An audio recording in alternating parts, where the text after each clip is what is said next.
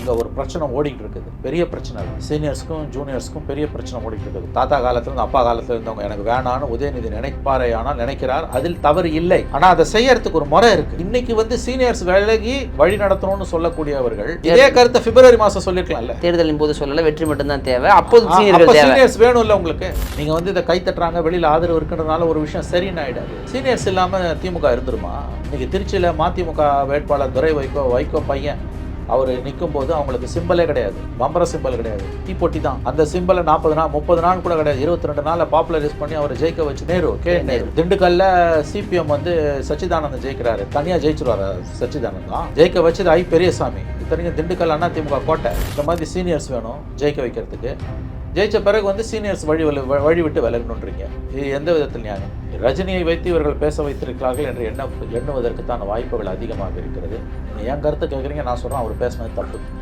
அவர் தானாக பேச வைக்கப்பட்டிருக்கிறார் என்று நம்புவதற்கு நமக்கு நிறைய ஆதாரங்கள் இருக்குது. எந்த ரஜினியை வச்சு ஜஸ்ட் 4 இயர்ஸ் முன்னால், ஜஸ்ட் 4 இயர்ஸ் 2020 ஜனவரி துக்ளக் ஆண்டு விழாவில் பேசும்போது ரஜினிகாந்த் பேசினது கொரோனாவுக்கு 2 மாதம் முன்னால், லாக்டவுனுக்கு 2 மாதம் முன்னால், முரசொலி பத்திரிகையை கையில் வைத்திருந்தால் திமுக காரர் என்ற பொருள், துக்ளக் கையில் வைத்திருந்தால் அறிவாளி என்ற பொருள். அப்போ திமுக காரெல்லாம் முட்டா பையன் சொன்னால் இதே ரஜினி. அவரை கூப்பிட்டு நீங்கள் வந்து உங்கள் சீனியர்ஸை சிறுமப்படுத்துறீங்க. அப்படி தான் நான் பார்க்குறேன்.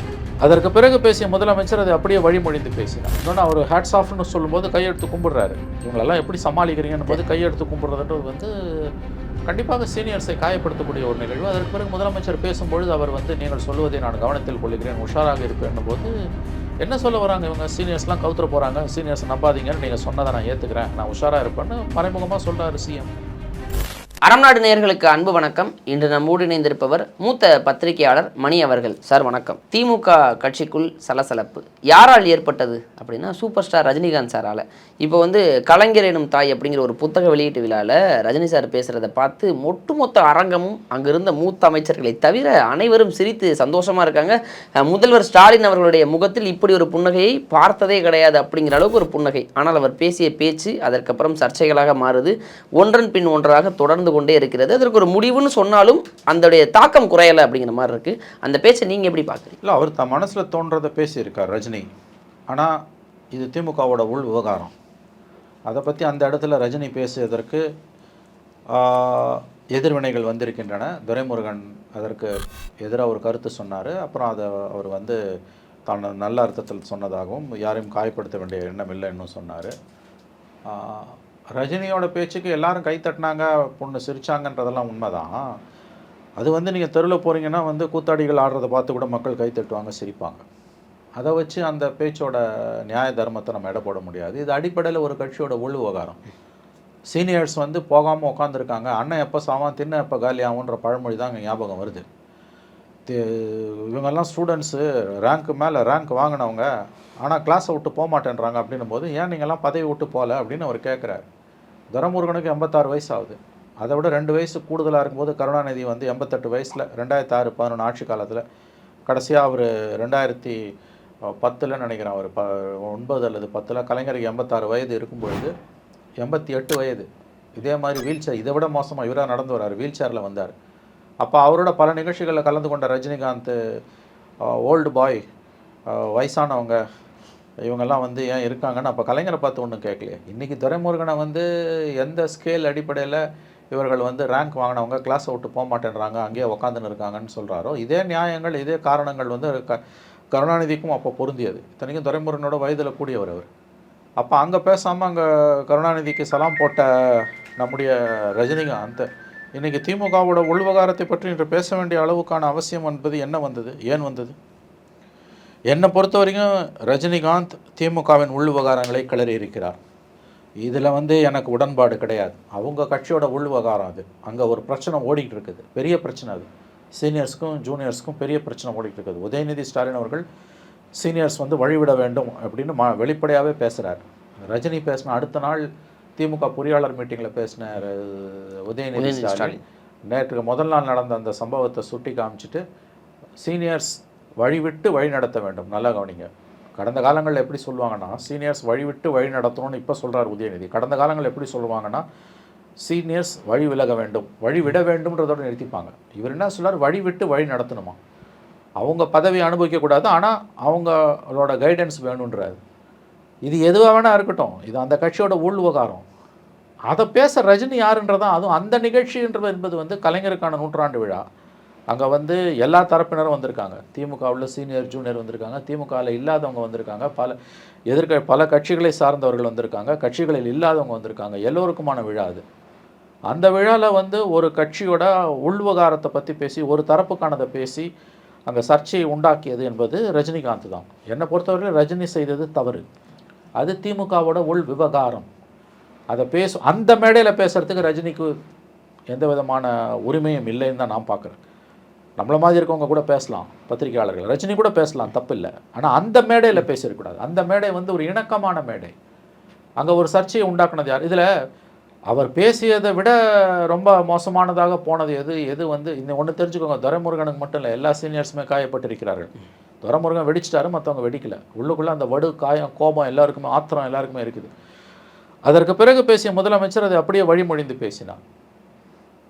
இன்னொன்று, அவர் ஹேட்ஸ் ஆஃப்னு சொல்லும்போது கையெடுத்து கும்பிடுறாரு. இவங்களெல்லாம் எப்படி சமாளிக்கிறீங்கன்னு போது கையெடுத்து கும்பிட்றதுன்றது வந்து கண்டிப்பாக சீனியர்ஸை காயப்படுத்தக்கூடிய ஒரு நிகழ்வு. அதற்கு பிறகு முதலமைச்சர் பேசும்பொழுது அவர் வந்து நீங்கள் சொல்லுவதை நான் கவனத்தில் கொள்ளுகிறேன், உஷாராக இருப்பேன்னும் போது என்ன சொல்ல வராங்க இவங்க? சீனியர்ஸ்லாம் கவுத்துற போகிறாங்க, சீனியர்ஸை நம்பாதீங்கன்னு நீங்கள் சொன்னதை நான் ஏற்றுக்கிறேன், நான் உஷாராக இருப்பேன்னு மறைமுகமாக சொல்கிறாரு சிஎம். அப்போது வெளியிலேருந்து ஒரு நடிகரை கூட்டு வந்து வச்சு உங்கள் கட்சியோட உட்கட்சி பிரச்சனையை நீங்கள் தீர்த்துக்கிறீங்க. அப்படி தானே அதை புரிஞ்சுக்கணும் சார். இப்போ இந்த நேரத்தில் ரஜினி சார் வந்து அந்த மேடையிலே சொல்கிறார், எதை பேச வேண்டுங்கிற கவனத்தை விட எதை பேசக்கூடாதுன்னு கவனமாக இருப்பேன்னு சொல்லும்பொழுது எந்த மேடையில் எதை பேச வேண்டுங்கிறது ரஜினி சாருக்கு நல்லாவே தெரியும். இல்லைங்க, அவருக்கு தெரியும் தெரியாதுன்றதை பற்றிலாம் நான் சொல்லலைங்க. அவர் பேசினது தப்புன்றது என் கருத்துங்க. நீங்கள் என் கருத்தை கேட்குறீங்க, நான் சொல்கிறேன் அவர் பேசினது தப்பு. அவர் தானாக பேச வைக்கப்பட்டிருக்கிறார் என்று நம்புவதற்கு நமக்கு நிறைய ஆதாரங்கள் இருக்குது. முதலமைச்சர் அதை அப்படியே வழிமொழிந்து பேசியது. ரெண்டாவது, அடுத்த நாள் உதயநிதி வந்து 24 மணி நேரத்தில் உதயநிதி பேசும்பொழுது ரஜினிகாந்த் சொன்னது அப்படியே வழிமொழிஞ்சதோடு இல்லாமல் சீனியர்ஸ் வழிவிட்டு வழி நடத்த வேண்டும். அப்போ நீங்கள் தெளிவாக உங்கள் கருத்தை ரஜினியை வச்சு அங்கே சொல்ல வச்சுருக்கீங்க. எதற்காக இந்த நாடகம்?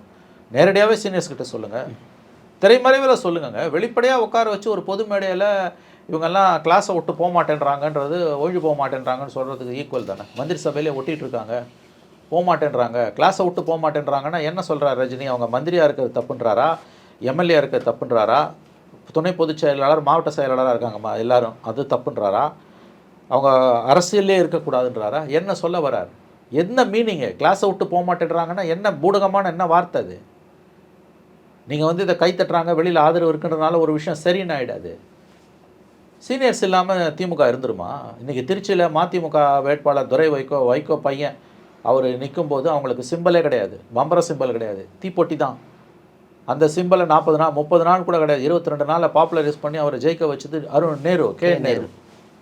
திண்டுக்கல்ல சிபிஎம் வந்து சச்சிதானந்தன் ஜெயிக்கிறாரு, தனியாக ஜெயிச்சிருவார் சச்சிதானந்த் தான்.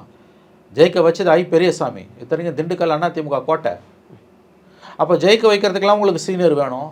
நேரு, பெரியசாமி, இந்த மாதிரி சீனியர்ஸ் வேணும் ஜெயிக்க வைக்கிறதுக்கு. ஜெயித்த பிறகு வந்து சீனியர்ஸ் வழி விட்டு விலகணுன்றீங்க. இது எந்த விதத்தில் நியாயம்?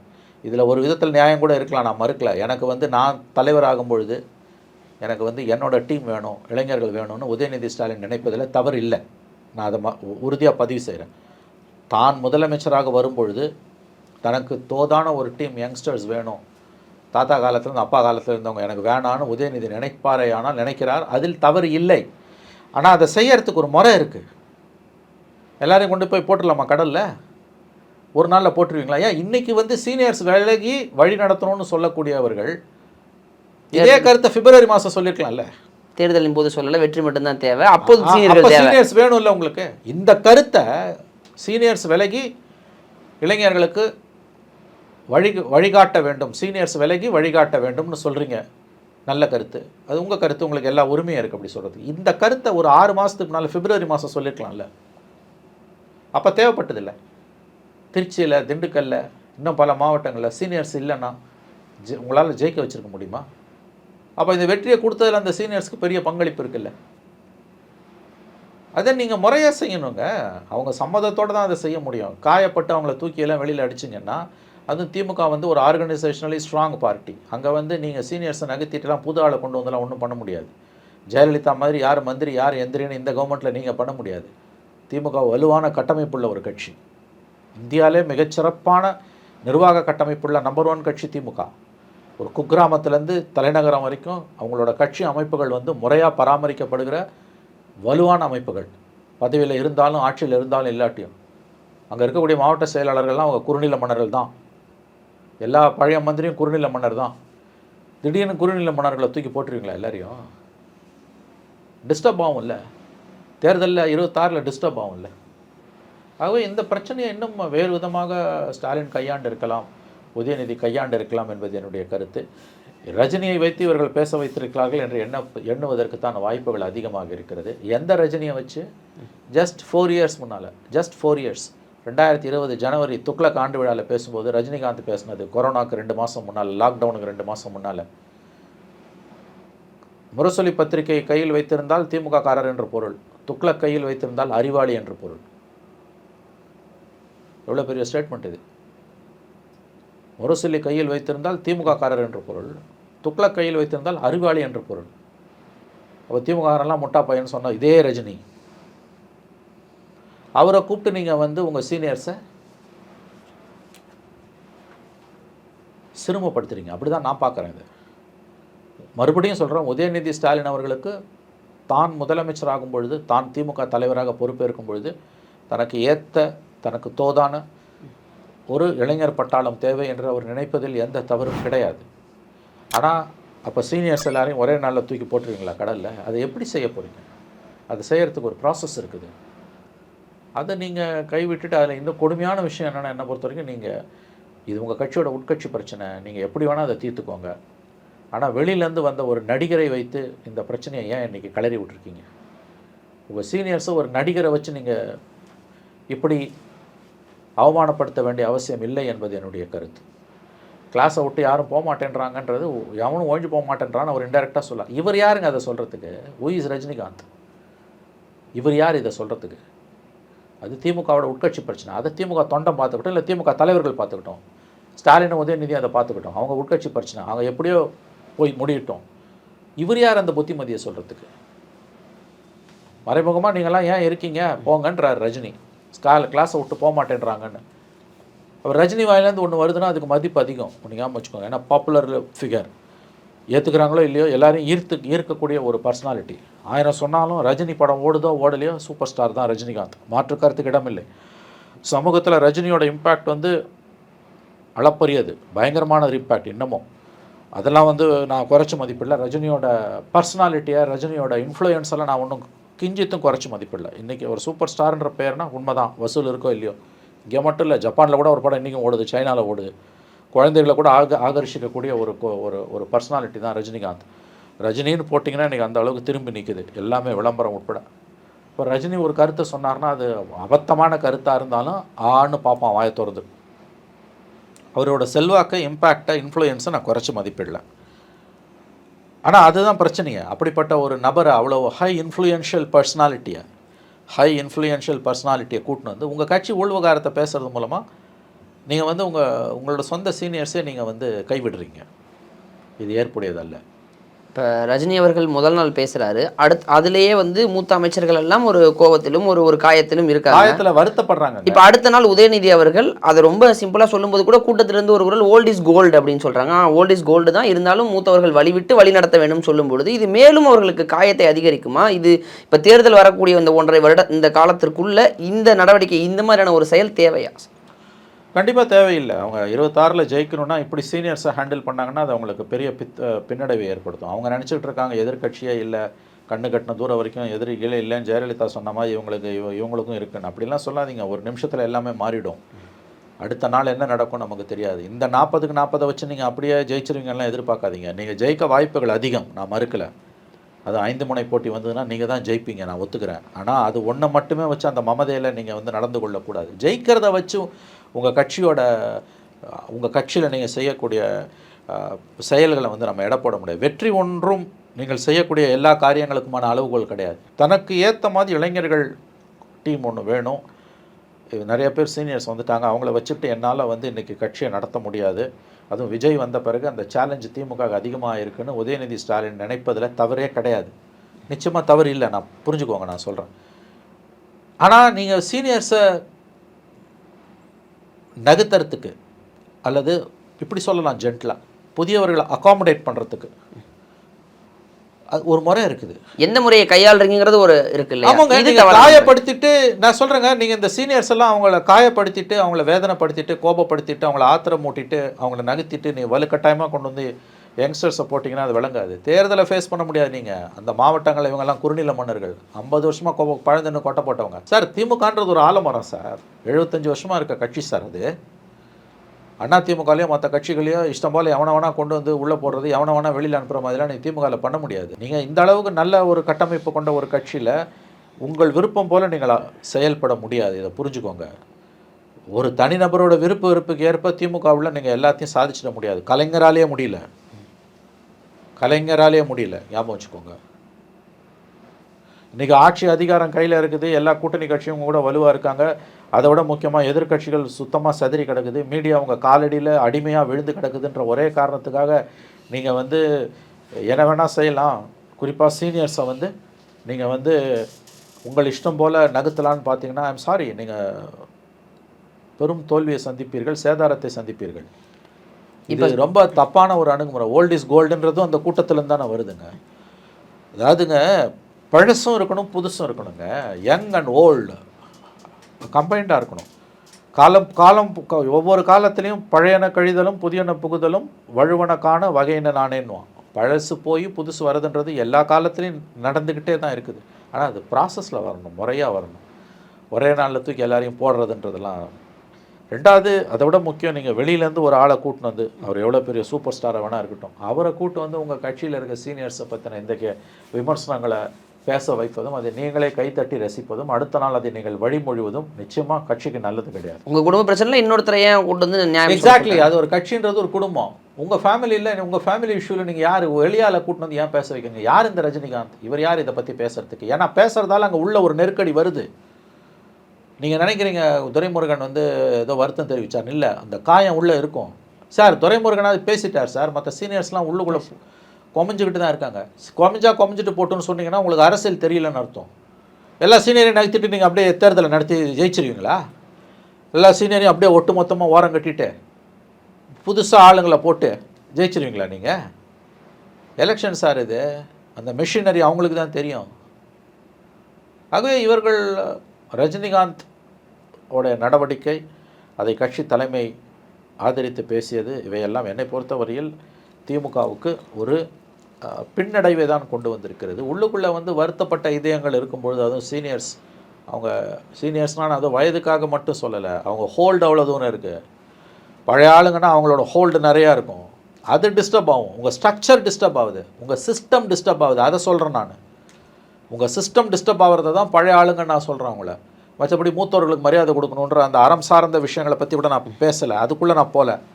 ப்ராக்டிக்கலாக பாருங்கள், பழைய ஆளுங்க அவங்கெல்லாம் தேர் ஆல் ஓல்டு ஃபாக்ஸ்ன்னு சொல்லுங்கள், ஓல்டு ஹார்ஸ்ன்னு சொல்லுங்கள், எப்படி வேணால் சொல்லுங்கள். Old is gold. உண்மையிலேயே அதை நீங்கள் அவ்வளோ சீக்கிரம் நகர்த்த முடியாது.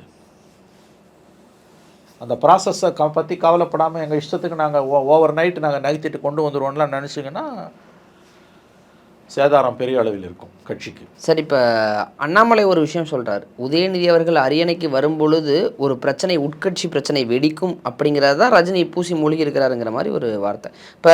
இப்போ நடந்த இந்த நிகழ்வோடு ஒப்பிடும்பொழுது உதயநிதி உண்மையில் அந்த அரியணைக்கு வரும்பொழுது அப்போ உட்கட்சியில் ஒரு பிரச்சனை வெடிக்குமா? அதுக்கு முன்னாலே அவங்க சீனியர்ஸை காம்ப்ரமைஸ் பண்ணி அவங்களுக்கான இடத்தை என்ஷூர் பண்ணிட்டாங்கன்னா வெடிக்காது. ஆனால் எனக்கு சீனியரே வேணாம், நான் புது டீமை தான் கொண்டு வருவேன்னு நினச்சிக்கிட்டு அரியணை ஏறினால் கண்டிப்பாக வெடிக்கும். அண்ணாமலை சொல்கிறதுல ஒரு பாதி உண்மை. கண்டிப்பாக இது பவருக்கு அவர் வரும்பொழுது வெடிக்கும்ன்றது தான் ரஜினி சூசகமாக சொன்னார். Yes, that's true. ஆனால் இதை அவங்க அவாய்ட் பண்ணலாம். கண்டிப்பாக திமுக நினச்சாங்கன்னா இதை அவாய்ட் பண்ணலாம். என்ன பண்ணணும்னா சீனியர்ஸோட சம்மதத்தோடு பண்ணுங்க. அதை ஒத்துப்பாங்க. யாரும் சார் உதயநிதி துணை முதல்வராகவோ ஆவதை யாரும் உள்ளே எதிர்க்க போகிறது கிடையாது. புரிஞ்சுக்கோங்க, நல்லா புரிஞ்சுக்கோங்க.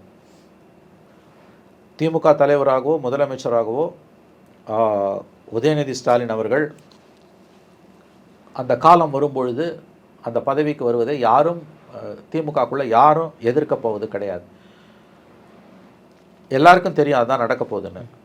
ஆனால் அவங்கெல்லாம் விரும்புறது என்னென்னா அவங்களுக்கான ஸ்பேஸை என்ஷூர் பண்ணுங்கன்றாங்க. நீங்கள் அவங்களுக்கான ஸ்பேஸையை என்ஷூர் பண்ணாமல் அதை பண்ணிங்கன்னா வெடிக்கும். நீங்கள் நல்லா யோசிச்சு பாருங்கள், கலைஞர் மறைஞ்ச பிறகு கட்சி தலைவராக முதலமைச்சராக கட்சி தலைவராக ஸ்டாலின் வந்தப்போ அந்த டிரான்ஸ்ஃபர்மேஷன் ரொம்ப ஸ்மூத்தாக இருந்தது. ஒருத்தர் கூட எதிர்க்கல. ஏன் தெரியுமா? கலைஞர் 2 விஷயம் அதுக்கு காரணம். கலைஞர் வந்து ஸ்டாலினை வந்து பேராசூட் பண்ணல, திணிக்கலை, திடீர்னு கொண்டு வந்து திணிக்கலை, ஓவர் த பீரியடு கொண்டு வந்தார். கிட்டத்தட்ட அந்த இடத்துக்கு வரத்துக்கு 45 வருஷம் ஆச்சு ஸ்டாலினுக்கு. அது ஒரு காரணம். 2வது வந்து எல்லாருக்குமான ஒரு ஸ்பேஸை வந்து கலைஞர் என்ஷூர் பண்ணிக்கிட்டே இருந்தார். புரியுதுங்களா? இது 2ம் நடந்தது. ஓவர் நைட் அவர் பண்ணலை. 2வது வந்து எல்லோருக்கும் ஒரு ஸ்பேஸ் அவர் கொடுத்துக்கிட்டே இருந்தது. அதனால தான் ஒரு முணுமுணுப்பு கூட இல்லை. நீங்கள் இந்த மாதிரி சீனியர்ஸை காயப்படுத்திட்டு மேலே கொண்டு வந்தீங்கன்னா எதிர்ப்பு இருக்கும். சரி, எதிர்ப்புக்கு மத்தியில் வந்தீங்கன்னா அது நல்லா இருக்காது. அது இன்றைக்கி ஸ்டாலினோட வெற்றிக்கு முக்கியமான காரணங்களில் ஒன்று, கட்சி அவர் பின்னால் சாலிடாக நிற்கிறது. கட்சி ஏன் சாலிடாக நிற்குது? அவரை ஒரு நாளில் கொண்டு வந்து இறக்கலை, ஓவர் த பீரியடு 45 வருஷம். 2வது மற்றவங்களுக்கும் கலைஞர் ஒரு ஸ்பேஸ் கொடுத்துக்கிட்டே இருந்தார். எல்லாருக்கும் ஒரு நாள் வயசாகும், புரிஞ்சுக்கோங்க. முதுமையை காரணம் காமிச்சு யாரையாவது ஓரம் கட்டினீங்கன்னா அதை விட பாவம் எதுவும் கிடையாது. எல்லாருக்கும் ஒரு நாள் வயசாகும், எல்லாரும் ஒரு நாள் இல்லாமல் போவோம். அது ஒன்று தான் சத்தியம், மற்றதெல்லாம் பொய். என்னன்னா எல்லாருக்கும் ஒரு நாள் வயசாகும், எல்லாரும் ஒரு நாள் இல்லாமல் போவோம். இது ஒன்று தான் நிரந்தரம், மற்றதெல்லாம் பொய். ஞாபகம் வச்சுக்கோங்க. இப்போ இந்த புரிதல் வந்து எல்லாருக்கும் இருக்கணும். முதுமையை இழிவுபடுத்தாதீங்க, அதை விட பாவம் எதுவுமே கிடையாது. ஏன்னா எல்லாருக்கும் ஒரு நாள் வயசாகும். கலைஞர் இருந்தார்னா இப்படி இந்த பிரச்சனையை ஹேண்டில் பண்ணியிருக்க மாட்டார். நிச்சயமாக ஹேண்டில் பண்ணியிருக்க மாட்டார். நான் சொல்கிறேன், அவரோட மிகப்பெரிய வெற்றியே அவர் நடுவயதில் இருக்கும்பொழுது கூட 44 வயசில் அவர் சிஎம் ஆகிறார், 45 வயசில் சிஎம் ஆகிறார் கரெக்டாக. அப்போ கூட அவர் வந்து 44 கரெக்டாக அவர் சிஎம் ஆகும்போது, 69 பிப்ரவரியில், அந்த ஆண்டு ஜூனில் தான் அவருக்கு 45 வயசே ஆகுது. 44 இயர்ஸில் சிஎம் ஆகும்போது கூட அவர் எல்லாருக்கும் ஒரு ஸ்பேஸ் கொடுத்தாரு, மதித்தார்.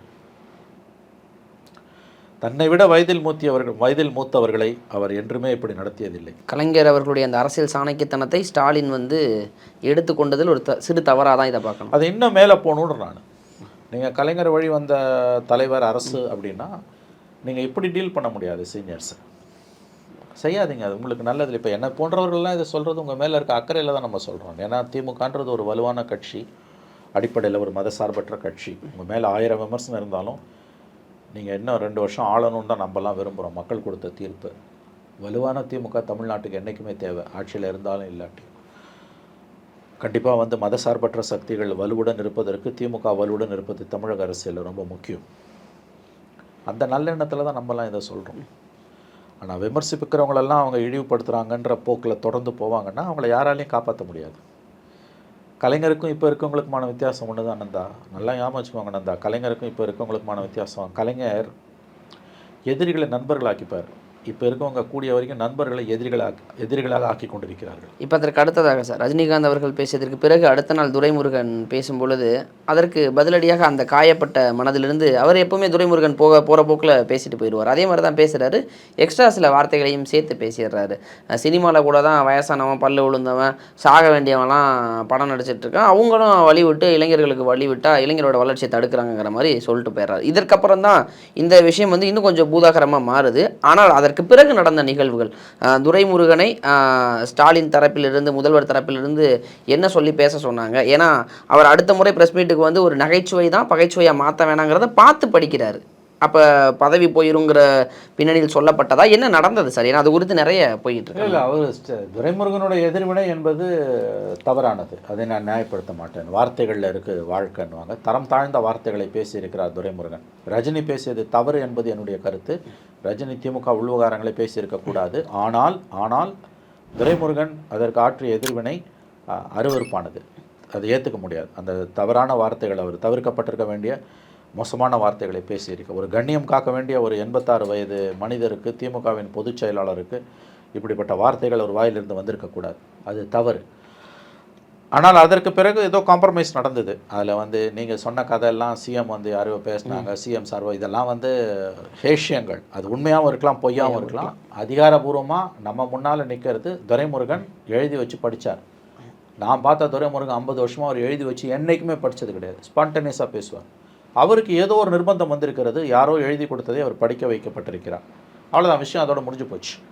மற்றபடி வந்து அதில் பேசுகிறதுக்கு எதுவும் இல்லை. நிச்சயமாக துரைமுருகனோட அந்த எதிர்வினை ரஜினிகாந்தை பற்றி துரைமுருகன் பேசிய வார்த்தைகள் தவறானவை. கண்ணியம் காக்க வேண்டும் யாராக இருந்தாலும், யாராக இருந்தாலும் கண்ணியம் காக்க வேண்டும். ரஜினி வந்து தப்பாக பேசுறது, ரஜினி பேசுனது தவிர்க்கப்பட்டிருக்க வேண்டியதுன்னு நான் சொல்கிறேன். ஆனால் அது ஒன்றும் பஞ்சமா பாதகம் கிடையாது. அவர் கருத்தை ரஜினி சொன்னார். என்ன சொல்லப்போனால் எய்தவன் இருந்தால் எய்தவனுக்கு அம்பை நோவானேன்னுவாங்க. அதனால் ரஜினியை பற்றி பேச வேண்டிய அவசியமே கிடையாது. என்ன சொல்லப்போனால் துரைமுருகனுக்கு துணிச்சல் இருந்தால் யார் அவரை பேச வைத்தார்களோ அவரை பற்றி அவர் பேசியிருக்க வேண்டும். ரஜினியை பற்றி அவர் பேசிய வார்த்தைகள் கண்ணிய குறைவான வார்த்தைகள். நிச்சயம் துரைமுருகன் அதை தவிர்த்திருக்க வேண்டும். யாரை பற்றியுமே நம்ம அப்படி பேசக்கூடாது. ரஜினிகாந்த்னு இல்லை, யாரை பற்றியுமே அந்த மாதிரி வார்த்தைகளை நம்ம பேசக்கூடாது. அது தவறு.